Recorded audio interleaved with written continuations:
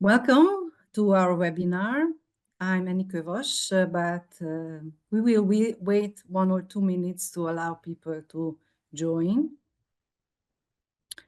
In the meantime, if you already joined, please discover the chat functionality of Zoom and please put there your name, what organization are you from, and if you would like to say hello in your language, it's a welcome opportunity.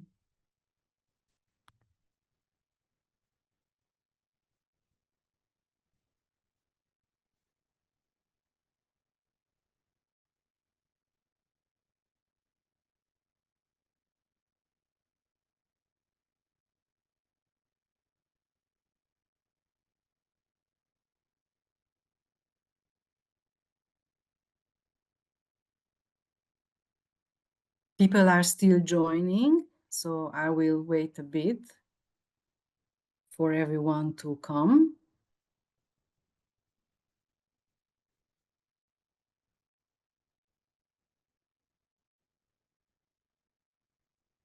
For those who joined just now, please, if you want to discover the Zoom's chat functionality, use the chat to put your name, the organization you are from, and say hello in your language.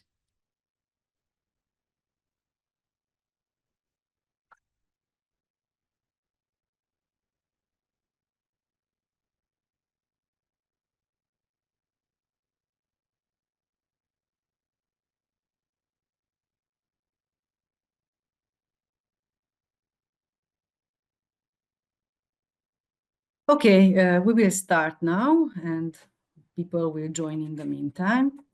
Thank you and welcome to our webinar, From Speed Dating to Shifting Sands, Institutional Fundraising in a Changing World. My name is Annie Kövös. I'm the Communication and Content Manager for LocalLink Hub, and I will be your host today. Next slide, please. LocalLink Hub is an online resource platform in 9 languages. These languages are Albanian, Arabic, Bengali, French, Hungarian, Hindi, Nepali, Ukrainian, and English. Next slide, please. Oh, sorry, this is where we have the languages, and thank you. At LocalLink Hub, we support our local partners and NGOs as well, where you can grow, communicate, and connect. This is how we categorize what we do. How local organizations can grow by taking the curated e-learnings we develop and provide. We have a lot of different topics covered. It's fundraising, today's topic, environmental sustainability, CFRM, communication, and I will provide you the link to these e-learnings later on. At our site, we also publish the news about local organizations. So if you have a milestone to celebrate, please share the link with us. We also publish curated grants every Friday. These are not our own grants, but grants from other organizations, but relevant for local organizations. So please come back and check these grant opportunities every Friday on our site. I will provide the link as well to these. How can you connect? You can follow us on social media. You can subscribe to our newsletters. You can register to our site as partners. This will give you access to the membership directory as well as the e-learnings. Next slide, please. Before I start with the topic of the webinar, some housekeeping announcements I wanted to share with you. The language of the webinar is English. The event is recorded and will be made available along with the presentation slides. The chat window is open, so those who joined our webinar later, please share in the chat your name, your organization, and say hello in your own language. If you have questions, please put them in the Q&A section. After each presentation, we will have some dedicated time to answering your question. We are using the Q&A functionality because it's easier to track questions there. Also, automated live captioning in English is available. You can turn it on using the Zoom functionality. At the end of our event, we will share a short survey about the webinar, and please take a moment and fill this out. This is going to help us create better webinars in the future. So next slide, please.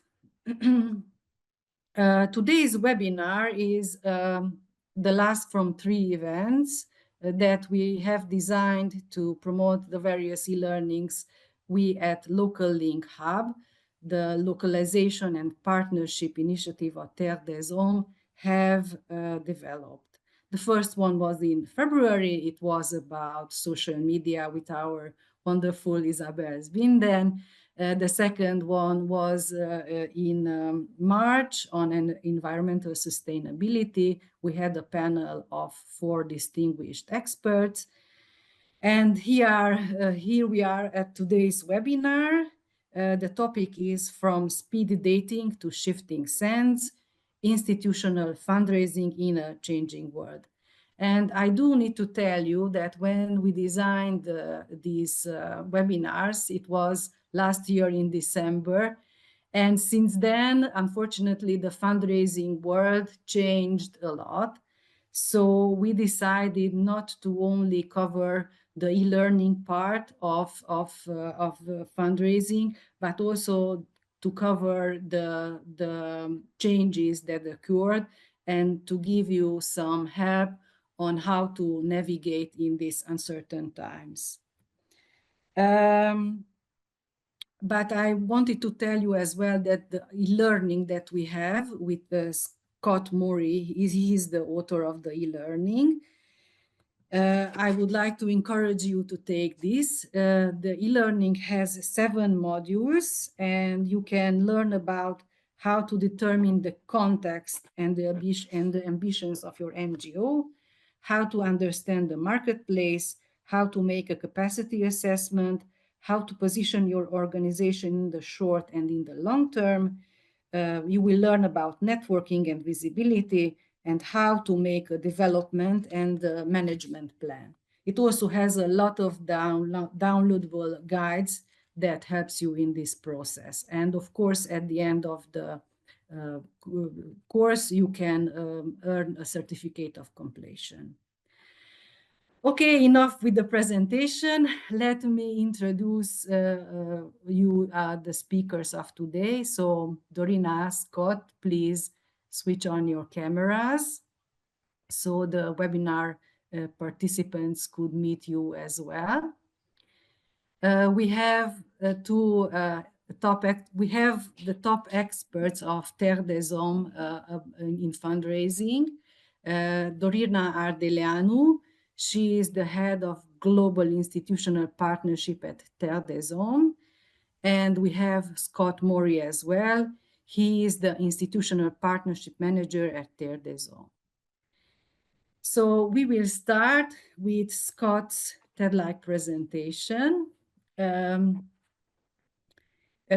Scott Morey has over 35 years of experience in global aid work and fundraising. He has worked in more than 60 countries, helping raise and manage millions of dollars for various causes. Scott is both a development expert and a teacher, working as a consultant and coach to help others succeed in fundraising. He earned his master's degree in development economics from Imperial College London, and he is a certified project management professional. Scott is the author of the free institutional fundraising course for LocalLink Hub, drawing on his extensive experience and the many workshops he led across Europe and Asia. Many of these workshops were conducted for Terre des Hommes partners, And probably some of today's webinar participants may have attended his in-person training sessions as well. After this presentation, we will have a short Q&A section. So if you have questions addressed to Scott, please put them in the Q&A section. So thank you, Scott, the floor is yours. So I can begin? Yes, you can begin. Okay. Hi, everyone. Well, I'll bet you never thought speed dating could teach us something about fundraising. In case you're not familiar with speed dating is a structured matchmaking process designed to help people meet partners quickly. And here's how it works. You have an agency do an event setup, participants register in advance, and they come to a venue like a event space or a restaurant or bar. And then it's organized for each participant to have brief interviews, right? Lasting about 5 minutes. And people talk together to see if there's some mutual interest. And at a signal, like a buzzer or whatever, everyone then rotates around and they move to the next person. And at the end of the event, participants will submit a list of people they want to see again, and potentially as a match.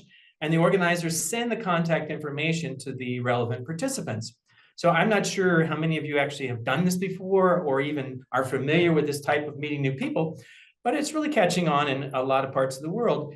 And I think one of the things you're going to see this as I go through this particular session, but I want you to connect a little bit with each one of us had this feeling, in our lives where we were really looking for a connection with other people. And that's an important thing I want you to be in touch with as I talk.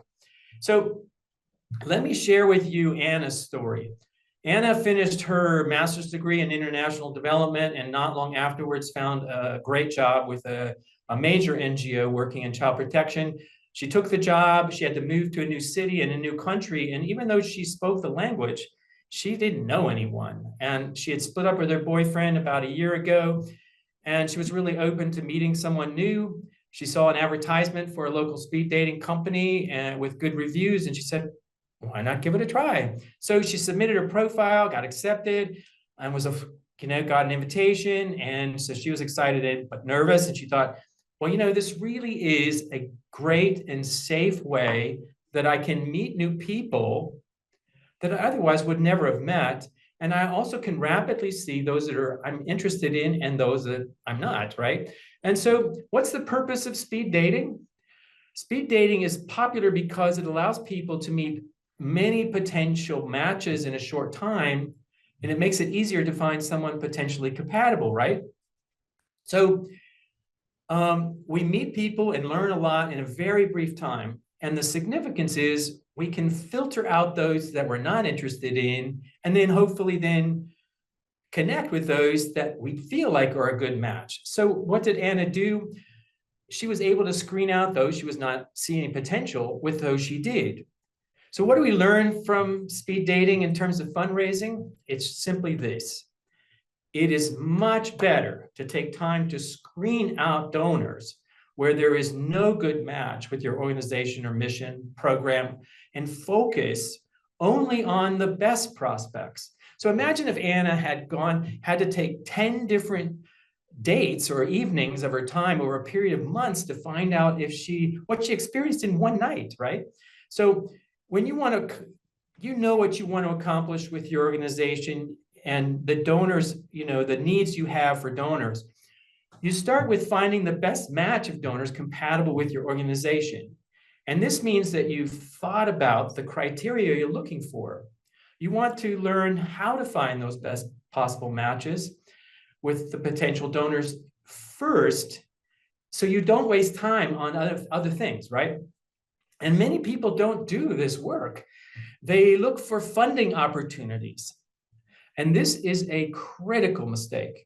Unless the funding opportunity leads you to want to meet and build a relationship with the donor, you're wasting your time. So I think you need a speed dating app, right? in jargon today for finding those best partners. And it's called, I call it donor mapping. It's a living exercise, and it helps you prioritize your efforts on the best prospects. So let's return to Anna. She accepted this invitation to a speed dating evening. She got to work to prepare. She took time to think about herself, her life goals, her interests, her values. She thought about what kind of person she was looking for, what really mattered most, right? So what's the number one thing, number one advice that people who are experts in this area say, how's the best way to do this? They say, be prepared, ask good questions.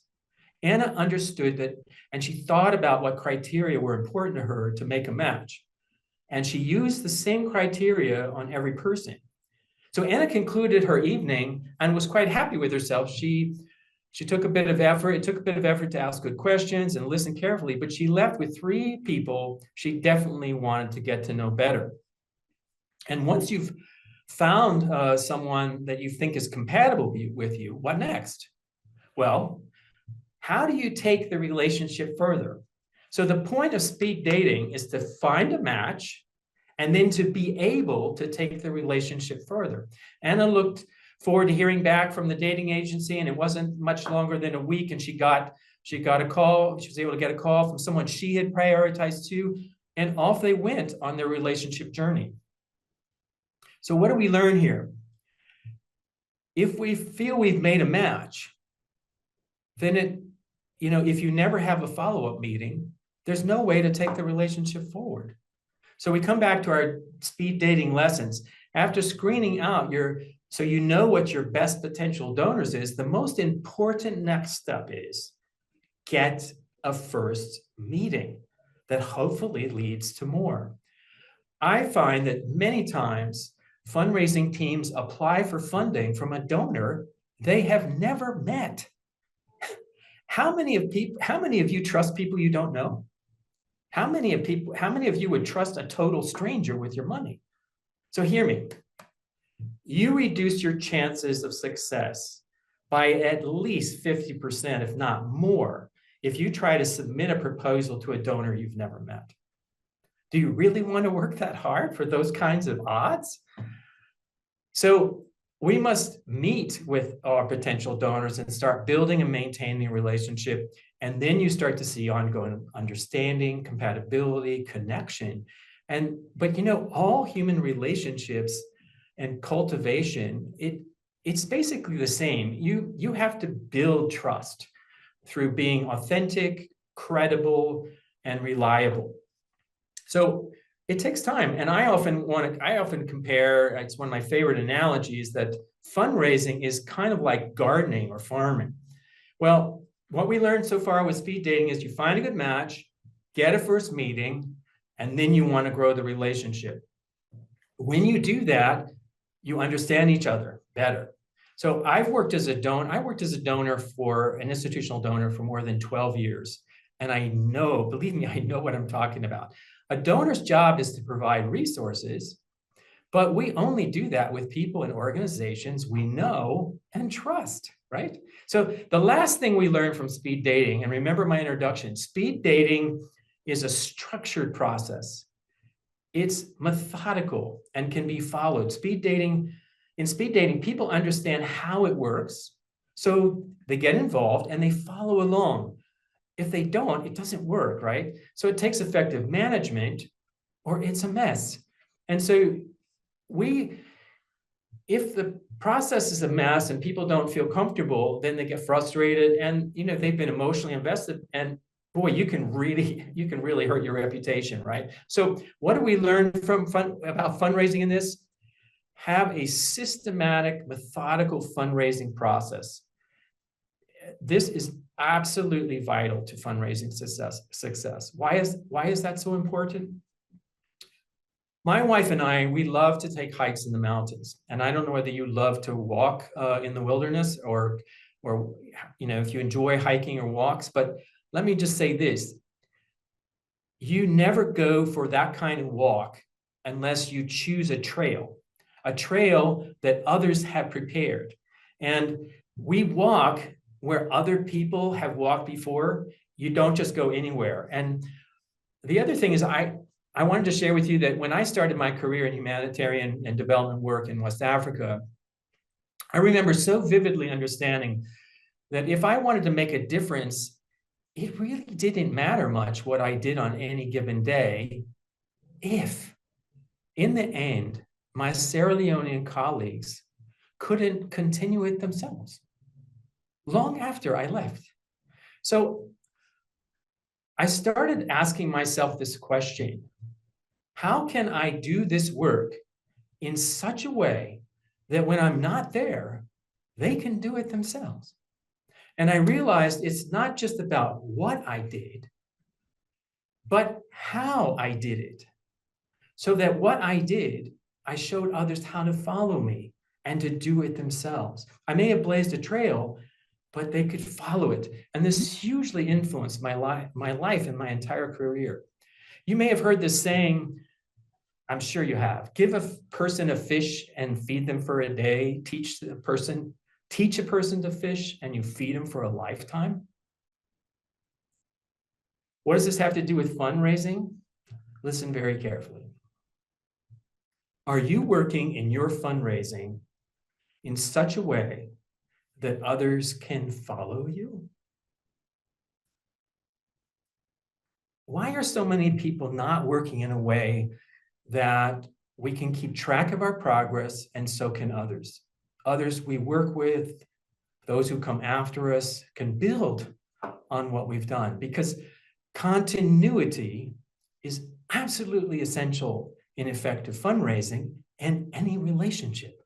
Building and maintaining a relationship in an organizational context is going to hopefully last a lot longer than you will be in your particular role and responsibility.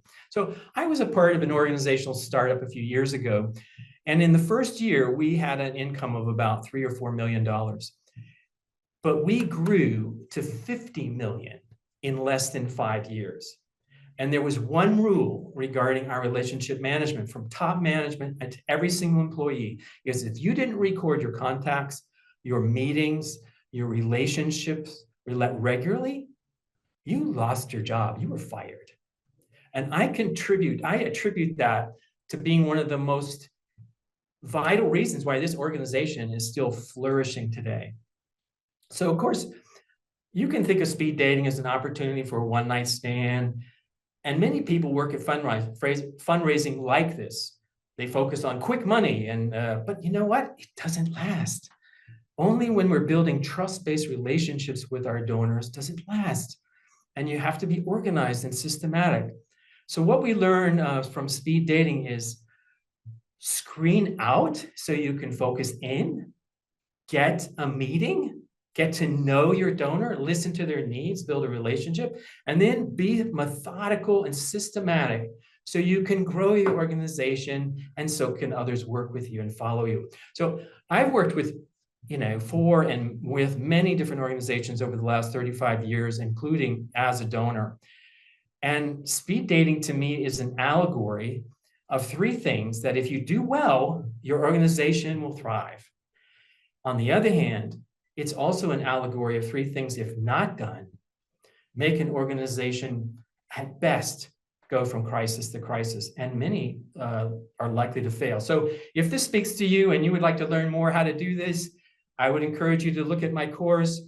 And there you'll learn critical tools and skills in donor screening, donor engagement, relationship management, how to manage this process to grow your organization and be more successful. So thank you. Okay, thank you, Scott. We do have some questions, so don't go away. And I will try to summarize this because actually these questions ask the same thing. Okay. Frank Smith put a question in the chat, and also we have from Mandy Govender and from Louise that how do you get a first meeting if there is no speed dating agency to introduce you or to give you the contact details. And the same question is, but rephrased a bit differently. Getting the first meeting in is itself almost impossible in most cases. What can people do to allow a great chance for meeting to occur? And also, many TFS don't publish a phone number or welcome chats pre-application. Much has moved online. Any thoughts on that? So, how do you get a first meeting if there is no speed dating agency? Well, no, there's not, of course, a speed dating agency for meeting donors. You say that's for sure. And I You should understand. make one. Yeah, I mean, I should create one, right? But there are many ways, actually, besides the direct one. I think the thing that is available today that has never been as available as it is today is the resources on the internet and even ChatGPT type applications. And you can find out an awful lot to know your match. Okay, that was the first piece. And then also there are also a lot of applications that even help you find who to contact and about what. LinkedIn is also a good resource, but there are many different types of resources, and we could maybe discuss that a little bit more. The other thing is that a lot of people don't spend enough time in places where in forums where they will meet the donors. It depends on, of course, the country you live, you're living and working in. But in many countries that I've been involved in the past, there are many types of forums that focus on, or even organized by the government, that focus on issues that your particular organization may be front and center in. And those kind of forums and organizations, a lot of donors will attend those kinds of meetings as well. In many countries, you have groups of people who are looking to meet together. And I can tell you from a donor's perspective, we really are interested in meeting people like yourself. It's not like we could care less. A donor sincerely, which I think they are, engaged in wanting to provide meaningful financing to challenges, are really truly looking for good people. So I don't think you need to feel bashful or intimidated to reach out and say, this is where, and that's why it's so important to know who you are, what you do well, and why you do it. And we talk about that also at the first unit of the course, is establishing very well the kinds of problems that your organization solves. And that's so important. If you are unclear on what you do and why you do it and how you do it, it's of course very difficult to convince anyone else. But making sure you're in those networks, and there are conferences that happen in your country, I'm sure there are different types of forums. And we could talk maybe a little bit that in a specific context that's unique, but those are definitely places to meet people. And that's again where we talk about it in the course. Sometimes you need that elevator speech where you've prepared to talk about and make an appointment with someone that you can follow up, because you have that first meeting, you've done your background study, they're key to you, and so you make it your purpose to meet them. So that's hopefully some examples.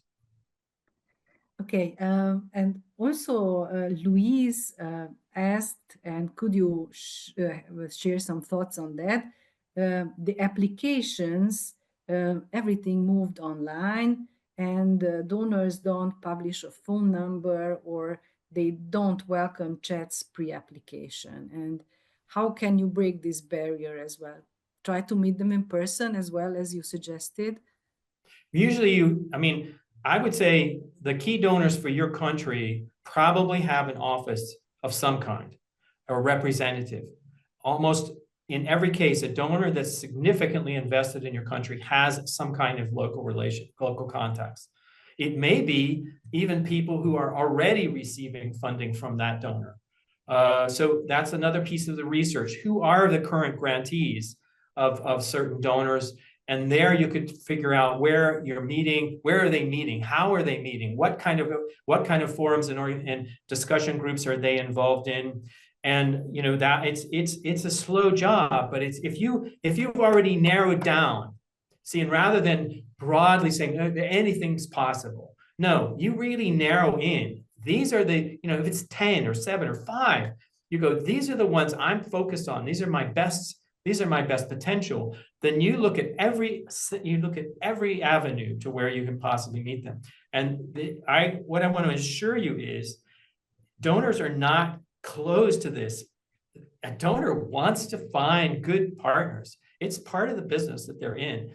Otherwise, how do they get money and solve problems? It doesn't work. So there's a mutual need here. If you feel you're a vital actor in this space that you're in, there you will find the people. I'm really convinced. Thanks. Okay, thank you, Scott. And I do have a question about the e-learning. Does anyone need some qualifications to do the e-learning, or what do you say about that? No, I Any think no. pre-qualification? I mean, I think there is a certain level of fluency that I try to use simple vocabulary. So I really think it's open to everyone, and you can do it at your own pace. You could do it rapidly through to get a sense of overview, and then you can go back and study it more in detail and actually look at the tools and look at how to do this piece by piece by piece. So it depends on the person's role and responsibility, but it's true whether it's entry or sophisticated. I believe it's, how should I say, applicable to anyone at any level. Yeah. Okay, thank you. You're welcome. Thank you all. Let me see, but we don't have any more questions. Scott is here till the end of the webinar. So if you do have, we have one other question. Sorry, Dorina, but just stay here, Dorina, with us. So Frank Smith asked as well, many donors don't really understand advocacy. So getting in front of them to start to build a relationship is difficult. Do we think the methodology Scott mentioned works well with organization with existing brand visibility? How about small organizations? So your methodology works with small organization as well? Yes, absolutely. I mean, it doesn't matter the size. I've worked with very small organizations where we start with 5 people, okay? And I've worked with gigantic organizations of more than 30,000 staff, okay? So, I mean, all of these things work regardless. And I've seen it done with a simple startup, and I've seen it done with a massive international organization. So these principles remain the same, I can tell you. And then your particular subject, it's about your network. I mean, what kind of network do you have, and at what level? In some cases, the partnerships that you need to build in your space. One of the things we look at in our donor and partner mapping is you look at the space you're occupying, and you see who else is there. One of the critical problems we have in many organizations is they haven't done the homework to say, who else is doing this? Are we the only one? And chances are you're not. And so understanding who's doing what where, and where are the resources coming from to get that done is a very important background work to understanding where you fit in the ecosystem, right, of the work you do, including advocacy. So I hope that's helpful, and happy to answer questions further later. Okay, thank you, Scott. So Thank you. If you further have questions for Scott, he is going to be available for the Q&A at the end. And now we have Dorina Ardeleanu. So Dorina Ardeleanu, she is the head of institutional fundraising at Terre des Hommes. And with over 20 years of dedicated experience in management and business development, she has contributed to Terre des Hommes' growth and impact across various regions and functions. Her work spans a broad spectrum of sectors, focusing on strategic expansion, partnership development, and sustainable funding. Before joining TDH, Dorina honed her expertise in justice sector reform, migration, and protection, while working with state agencies, civil society actors, and consultancies. Dorina holds a master's degree in international relations and has several specializations, including advanced strategic management, climate change, and sustainable investing. So, Dorina, the floor is yours. I will switch off my camera. Thank you, Yannick, for the introduction, and thank you, Scott, for breaking the ice in the webinar. Indeed, fundraising, it's a very hot topic these days. But without ignoring the difficulty of the current moment, let's be honest, fundraising has never, ever been stable. Donors were always changing priorities, budgets were always shrinking, funding cycles were always shifting, and in many instances, we went into the fundraising without a clear map or without a clear plan. So, fundraising is like walking across dunes. It's usually unpredictable, it's very complex. You always get surprises from different sides, and it's usually quite exhausting. So you see the image here, the shifting sands were always part of our fundraising activity. They are not new. What is new now is that in addition to these shifting sands, we also got a big storm, a big sandstorm. The next slide, please. So this year, the storm really hit us very hard.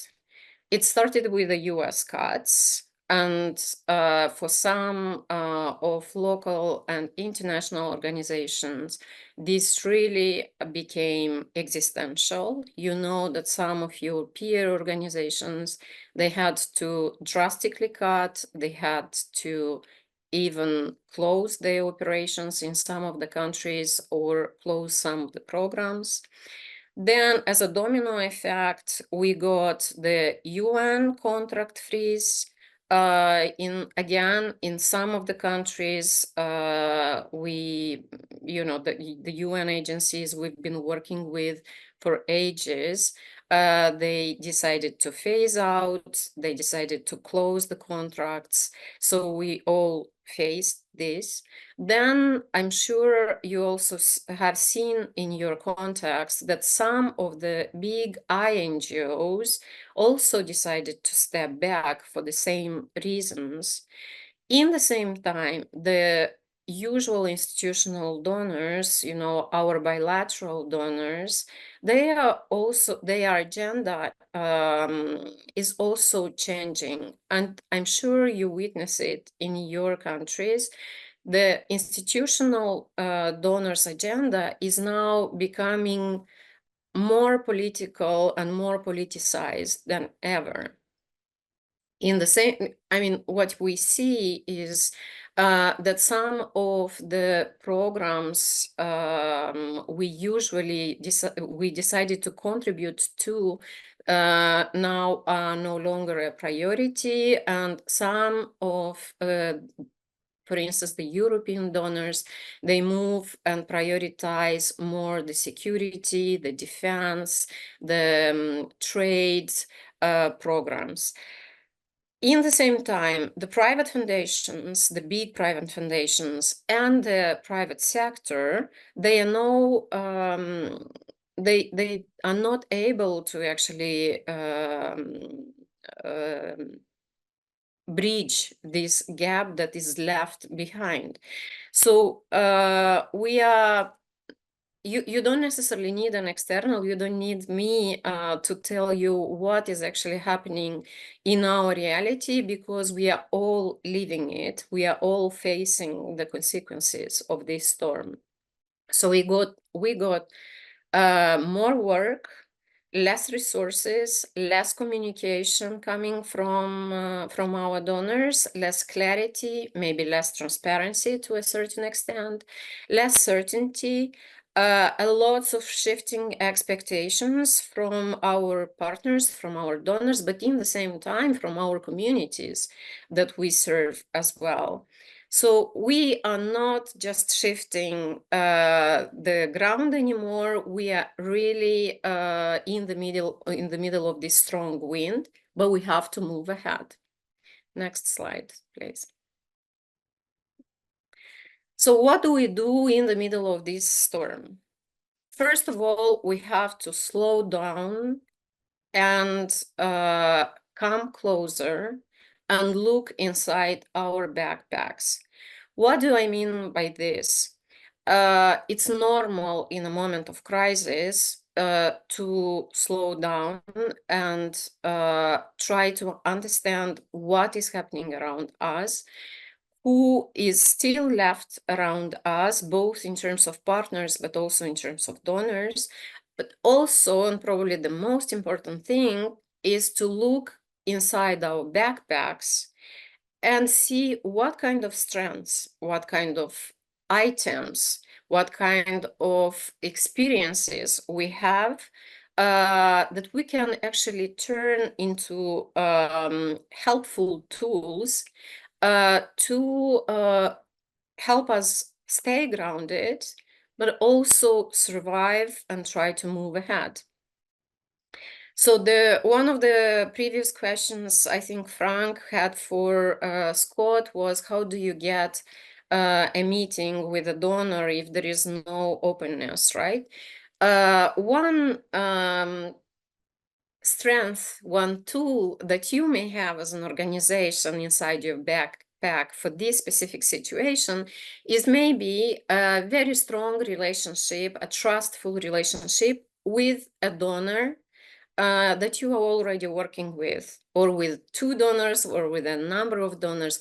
Do not hesitate to use this strength in order to open the doors towards other donors, including, don't hesitate to ask your existing donors to create this link with some new ones. This is a tool, this is a strength that you already have, you already hold.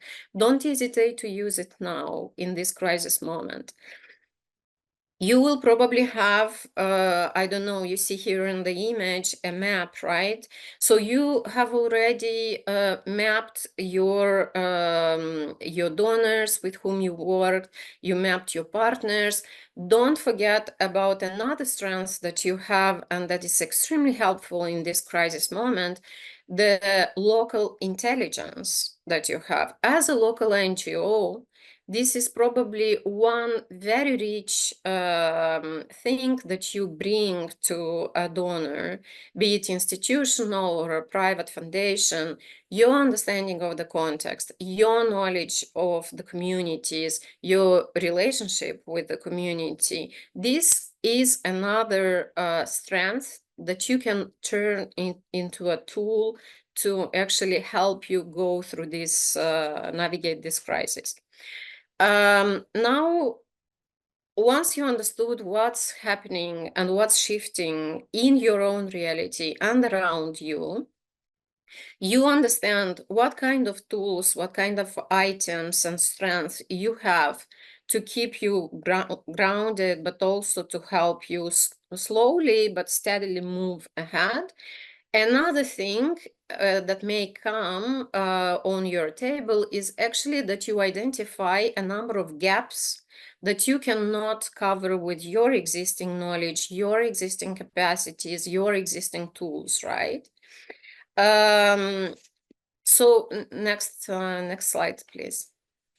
One very important challenge and gap that we see within our own community of organizations, but also with our local partners, is the low visibility we all have in relation to our donors' priorities.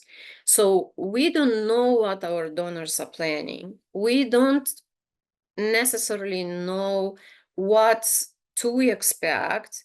Their priorities to a certain extent are shifting silently. And what we actually experience is a low visibility. This low visibility, we cannot treat it only with our own tools, right? We have to look a little bit beyond what we already have, what we already hold. So what I put here, and we will not go through each of them, but I put here just a list of platforms. They are either free of charge or have free of charge options. These platforms will help you to get a minimum level of donor intelligence.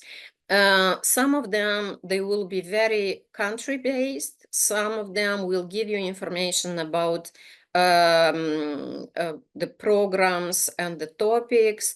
The other ones are very donor-focused. Maybe you already use some of them, maybe not, but I just wanted to leave a very practical tip for you here. In addition to reaching out and subscribing to these platforms, do not forget again that although the big decisions are made in the headquarters of our donors, some of them, they also have quite a decentralized power, decision-making power at the country or regional level, both in terms of priority setting, but also in terms of the budget use.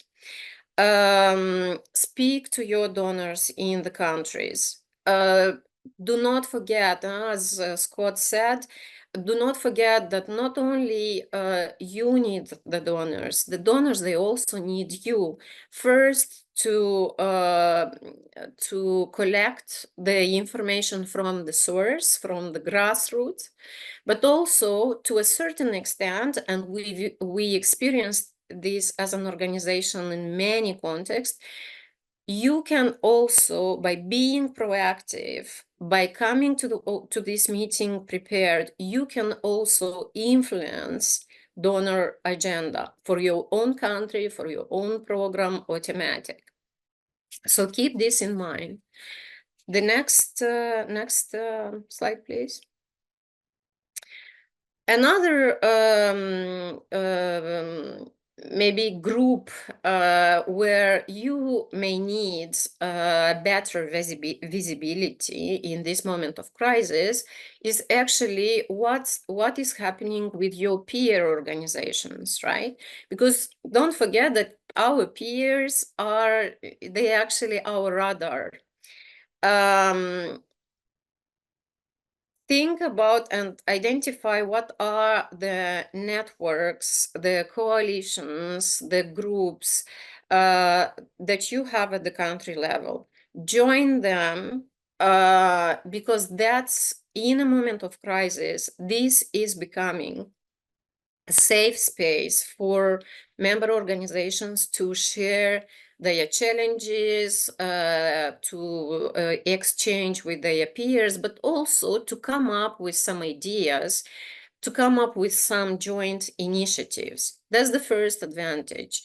The second advantage is also that in a moment of crisis, with limited resources, donors, they do prefer to speak to one interlocutor. In this case would be a national network or a big coalition, instead of speaking to 100 members of this network or coalition on an individual basis. Keep these big advantages in mind and try to join these networks. In addition to the local networks and platforms, I also left here a number of platforms that have more regional coverage and mandates, but also a couple of global ones. after the webinars, you can explore them, and I really hope that some of them will be useful for you. I've tried to select only those that are where the membership is free of charge, because our key question now is what can we do more but with less money, right?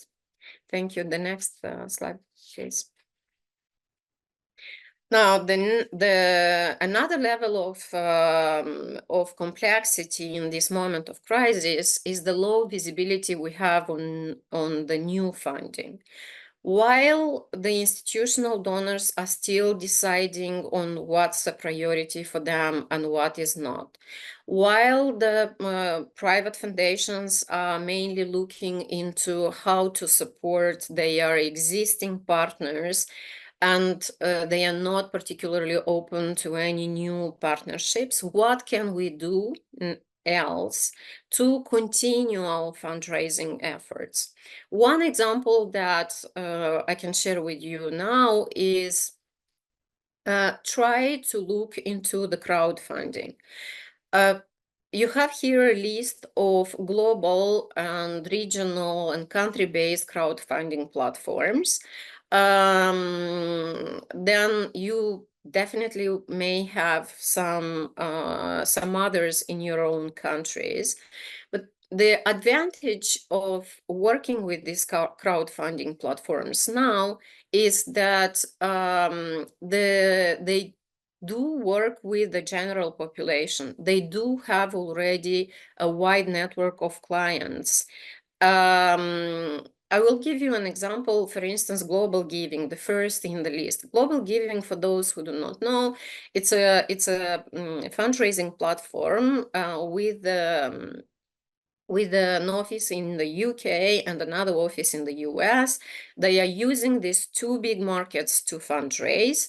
If you are a local organization, you don't need to have an office in these two countries in order to fundraise for your projects. You get in touch with Global Giving platform, you set up a connection and a relationship, you will have to become a member of the platform, and then they will offer you their platform to create a project page, and they will actually fundraise for you based on this project page.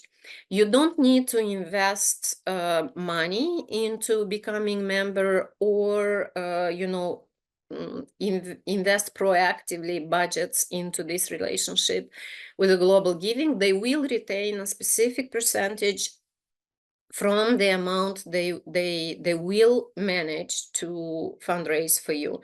So keep this in mind, because while the institutional donors are still thinking on the priorities, the general population, they still contribute. So why not contributing to one of your projects? Next slide, please. Now, I've tried to share with you a couple of maybe practical tools as of what you can do without big budgets, without expensive external consultancies. Now, probably what's important is to actually select a couple of actions from what we discussed today and start today with something. Don't wait until tomorrow. Let's start today. Choose one action, but do it today. Join a platform, set up a call or a meeting with one of your donors, subscribe to a newsletter from a platform or a coalition. No one expects us to build fortress overnight. But we have to start step by step without losing one single day. One important thing is to take the time and reflect. Make a plan, a simple one, but make a plan. What do you do today? What do you do tomorrow? Who are you reaching out to today and tomorrow, and how you actually leverage your existing tools and relationships to make a leap in terms of fundraising. Next slide, please. Yes, so we are already doing more than enough, but you are not alone. We should not be alone, and we should not walk this path alone. My question to you, and if you can use the chat for this, while Annika, I'm sure, will have a message to share. What do you expect from an organization like Terre des Hommes in this specific crisis moment? What are the gaps that you cannot fill yourself, but you think that an organization like us could potentially help you? This is not a commitment from our side, but we try to understand where actually we could step in and help you. Thank you very much. Okay, thank you, Dorina. You mentioned the low visibility, and I do need to reiterate that LocalLink Hub, the localization platform of Terre des Hommes, is here especially to help with the low visibility as well, meaning that we do have social media networks, we have partners, and if you do have your own news, your milestone, please do share it with us, and we will try to amplify that one. Dorina, we received a question in advance in email, and I will read it to you, and it's a really good one. With the changes in the fundraising landscape, does Terre des Hommes view local NGOs as partners or competitors in the field of fundraising? Our internal policy and philosophy is in general to support our local partners as much as possible and to partner with them, one, in complementing our technical expertise, but also in, why not, accessing together some bigger and better funds. So I would say from the fundraising perspective, the local organizations are rather partners than competitors for us. Okay, thank you. So we don't have questions, but I'm still inviting you to ask questions in the Q&A section. If you have some. And don't hesitate to put also to answer to our question, what would you need from us? What do you expect from us? Yes, please do that. And also you can send these answers to the locallink@childhub.org email as well. And we will try to, compile these suggestions from you, and we will make it available for you after the webinar, as well alongside with the recording, with the presentation slide, as we mentioned. So don't be shy. People are shy and don't asking questions, so probably we answered everything. If you do have, okay, we have another one question. How can we partner with you on joint fundraising initiatives where smaller organizations become an implementing partner? Really good question. Frank, don't hesitate to reach out, because before going into joint fundraising initiatives, we do try to understand, the synergies that we can build together, either on a specific topic or program, or in a specific geographical context.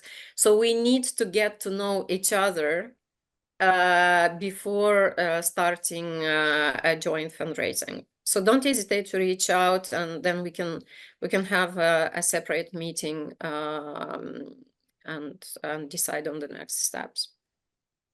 And as you see, the webinar is also a good opportunity to meet with partners and to and to make new connections. So I do need to tell you that LocalLink Hub is present on social media. So we have LinkedIn page, Facebook page, and we also have a monthly newsletter. So I strongly suggest for you to go there and to visit the website. And we have another question. And this is probably for the both of you. What strategies can one use to get the contact details of focal person in the prospective donor organization? Many do not share this detail on their website. Well, I think Scott already mentioned quite a lot, right, in answering to some previous questions. Don't hesitate to use their LinkedIn pages, contact them through LinkedIn. I mean, there are ways, again, see who is already in contact with this organization. Try to look for a facilitator, for a door opener. This is always working. Yes. Okay. I see. As an international organization, it is possible to partner with you if you are not in our country. Very much. Very much. That's actually one point of where we build our complementarity. We don't want to be present in all the countries around the world, but we rather look into building some partnerships with the local organizations or international organizations being present in the countries where we are not. So definitely. Okay. And we have another question from Murad Morsi. In this moment of crisis, I see many organizations turning to private sector foundations to try to build relationships. What are your thoughts about private sector foundation funding? You want me to answer that, or? Go ahead, Scott. I mean, I think absolutely there should be synergies with the private sector. In fact, it's really the future. We can't ignore the fact that these types of, they're also social enterprises as well. They're not just for profit that you can partner with. Of course, you have to ask the ethical questions and do your due diligence, if you will, on vetting private companies to see that they stay with the same ethical standards that you have as an organization, that there's a match in mission. But I would say by all means, reach out, feel free to get to know companies and businesses in your area that you really have joint ways of working together. Yeah, thank you. Okay, Dorina, do you want to share some thoughts? No, I think that's okay. Maybe another thing is that the moment you enter into a partnership or you start exploring a partnership with the private sector, be ready, because the private sector works with a totally different speed. So be ready to be present there and be ready to actually get and be constantly engaged. And we do have another question from Chris Onyoka. In case a local organization would want to partner with you, do you charge that, or is this free? I need to say that, for instance, LocalLink Hub, thanks to the Samaha Foundation, who was our donor, is free. So you can use LocalLink Hub's resources without any charge. Yeah, and the partnership, we never charge our partners. I mean, it's Yeah. Okay, I think these are the questions, and I don't want to take it longer because we already exceeded the allotted time for the webinar. Dorka, please share the poll. So we have an end of webinar poll, and please answer these questions. I think we have, let me see, 2 questions, and these questions help us build better webinars in the future. In the foreseeable future, in this half of the year, we don't have any more webinars planned, but we are adding new e-learnings all the time, and in the second half of the year we will have more webinars that will be interested for you. So if you want to keep in touch with us, please subscribe to our newsletter or follow us on social media, because this is how you can access our free services, how you can make the most of why LocalLink Hub is here to help you. Let me see. I think people already filled in the polls. Okay, thank you so much. So this is it. As I said, we will make the recording and the presentation available afterwards. So thank you for being here, and bye-bye. Thank you, everyone. Take care. Bye-bye. And good luck.